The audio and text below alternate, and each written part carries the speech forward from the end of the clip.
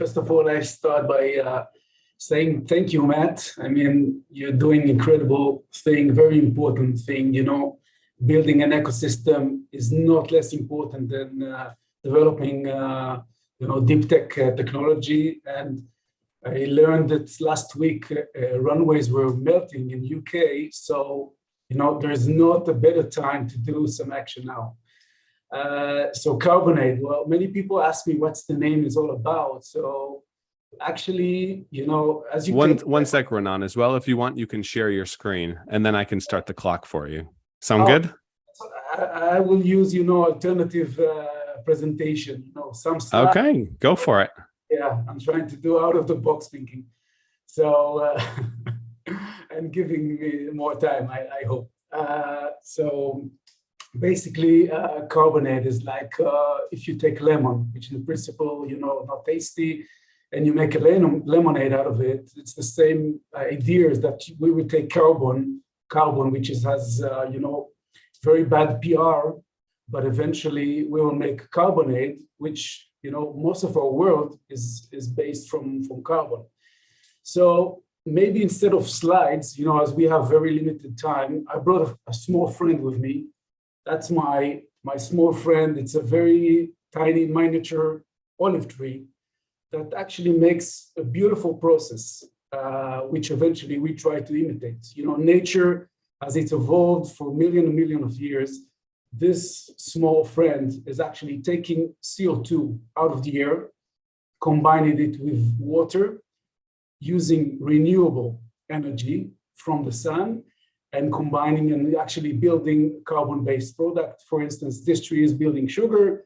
From his perspective, is growing up, and so the idea is that to imitate what nature does its best, and to do something which is very simple. So basically, I hope you see my screen. We call ourselves a carbon to value company, and the idea is that even though it sounds ridiculous, we want to take the air and make good stuff out of it. And there are dozens of applications that actually you can make from air. What we do for climate is actually, or the principles that we are acting upon is called electrochemical action, building a kind of a cell. I call it as a magic box that actually imitates the same principle, getting a flow gas of CO2 with a little amount of water, and producing net negative fossil-free products by the end of the day. The idea and the basic principle, as technology can solve most of the things that we are looking for, but the question is, does it make sense from the economical side? And my background is business, and I think everything by the end of the day should be judged by the price and the competitiveness of the reaction. And what we came up is that we're utilizing a patent which was developed at Weizmann. Sorry, but I haven't mentioned that I'm from Israel. So we are collaborating with Weizmann Institute. It's quite a famous university in Israel, and they developed through the years a unique catalyst that enables this kind of reactions, that uses a very low consumption of energy, and therefore all the process actually makes sense. At the moment, we are not handling the capturing mechanism. We will be connected to either DAC companies or companies that actually capture the carbon at source. And what we saw in this area is that once the carbon or the carbon dioxide is being captured, there is not much value out of it. And the most conventional way is to inject it underground and and verify that it will stay there forever. But if you, from the other side, needs for a living carbon-based product, why not connect this open ties and make this completely as a circular economy approach?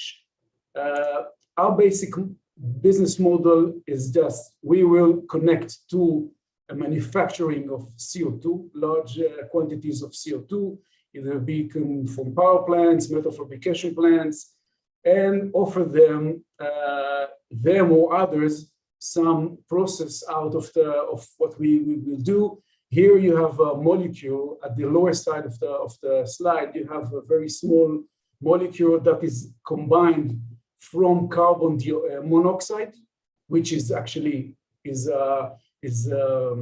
derived from carbon dioxide, and 4 atoms of hydrogen. This molecule actually is a methanol. This is fuel. And if you're looking for the road to produce synthetic fuel, what you actually need is a company like Carbonade that will help you to produce this kind of molecules. And then the road to synthetic fuel is there because, as I see it, especially for aviation fuel, for plastic, for detergents, there's... And your time is up, Renan. Oh, sorry for that. So, no worries. It was a great pitch. Let me bring the other investors back in as well. And then we can move into the question segments of the round. Okay. So first let's hand things over to Daniel. Do you want to take over first? What questions do you have for Renan and for Carbonade? Sure, Renan, thank you so much for your pitch. I really like your excitement. I think it's clear that you're very passionate about the topic. I mean, we only have very limited time, but obviously I would be very curious to learn more about your product, about the chemistry behind it, understand a little bit more how defensible it is. And then the slide where you had business model, maybe to just raise the second question is, how do you want to make money? Because the business model was more, I would say, a product slide, or like kind of explaining the process. If you could maybe elaborate a little bit more on how you, a use case, how you make money, let's say at an Aeon power plant, and how this would look like. Okay, so the basic idea is that we designed and developed a unique catalyst, which is built from abundant metals. And that's the key element. This presence of abundant metals, this unique combination, is patented and enables to produce this carbon dioxide conversion to carbon monoxide. That's actually the first and initial and most important step on the way to make it, profitable and logical.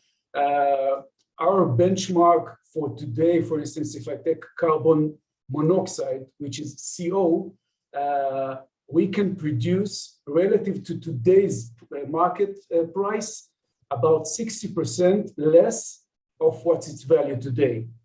Taking CO2 as a feedstock, which could be found or sold at around $50 per ton, make this process and then offer carbon monoxide for instance, metal fabrication. Metal fabrication is a great user of carbon monoxide because it helps them to reduce the presence of oxygen on their process, and they're buying megatons of carbon monoxide, and we are going to offer them a price which they can meet, and of course they gain the credits they comply with ESG regulation, meaning they will be using a green, carbon monoxide and net negative product. So basically, on a nutshell, this is it. But of course, I can elaborate a little bit more when in person. I understood it's patented, so that's already great. To quickly throw something on top of that, you said that acquiring CO2 at a price of $50 per ton. Yeah. That's a lot lower than the current targets for carbon capture. Yeah, well, carbon capture is a different things. I mean, I will connect to, for instance, a DAC company after they already captured. So imagine if you're a DAC company, you have, once you capture the CO2 and you get paid for that, now you have a lot of effort in verify that the captured CO2 will not run away and release to the atmosphere. Meaning you have to combine yourself or to organize with a third party that either combining it with water or with minerals, and that or or deliver it to with pipes to the ocean and bury it in wells, and that costs money.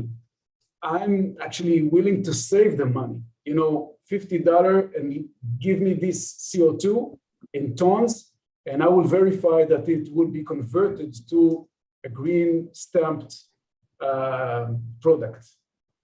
Thanks for clarifying. And in terms of investors, when you have questions, you can also just pop up. There's no need to be super orderly or raise the hand. If you've got questions, Laura, Moritz, Daniel, just feel free to voice them.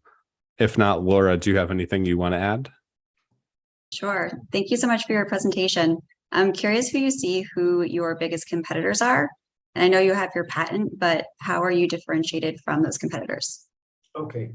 So actually I can spend an hour of that, but in principle, there are basic two approaches to convert CO2 today.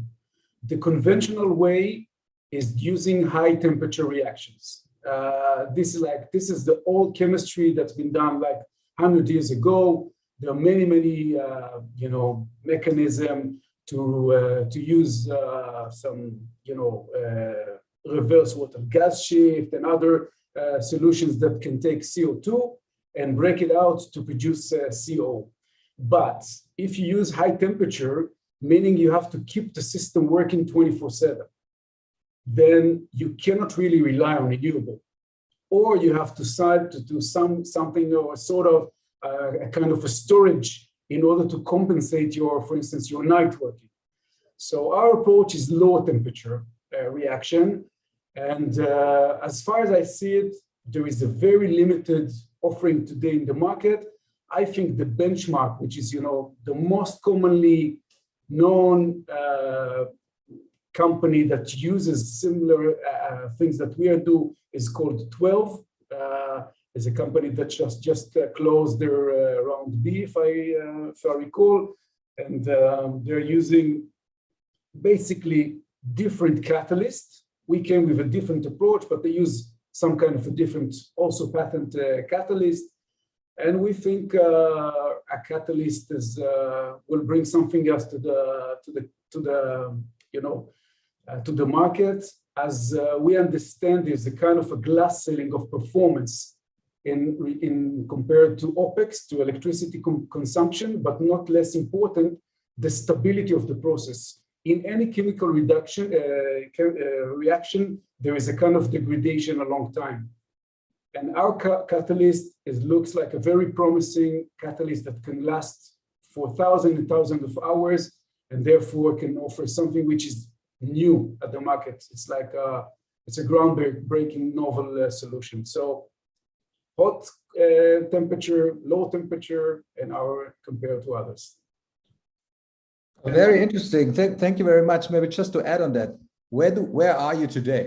So you have the patented solution, but how long do you need it to actually bring this kind of process to a customer? Okay, so where we stand today is actually the catalyst already tested and proven. Now we need to wrap it up in a working cell, in industrial, because till now it's been conducted at the lab scale electrolyzer, which is a bit small, and we think about something which is much bigger. And the principle is that once we conclude or agree on the size, it will be stacked. The principle is that it's stacked in serial, dozens of this kind of cells. So this will be our most incoming challenge to reach what I believe will be our first prototype within 12, not more than 18 months from today. Then the next step will be pilot and commercialization. I hope I covered that. Yes, thank you very much. Okay. Looking at that, I'm not quite sure how much time we have. We probably have time for one more question if you've got one. Well, if I can add, we're an early stage pre-seed round. We just got several offering. We want to reach a target of $1 million. That's it. And we arrange something like 600K, 700K already from hard commitment, and we need to add up to additional 300 to 400K, and that will enable us to kick off.